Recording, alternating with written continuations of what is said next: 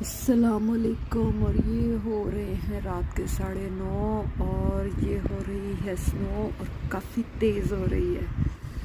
You can see, आपको नज़र आ रही है कितनी तेज़ हो रही है स्नो। और काफ़ी इस वक्त वेदर जो है अलर्ट है। सुबह 6 बजे तक नहीं है ये, सारा दिन कल बारिश हुई थी, उसके बाद ये सारी लाइट हो गई। लेकिन अब ये ऐसी वाली स्नो हुई है हमारे इलाके में। यू कैन सी लेकिन टेम्परेचर भी इस वक्त बहुत कम हो रहा है। Here you go, here is it.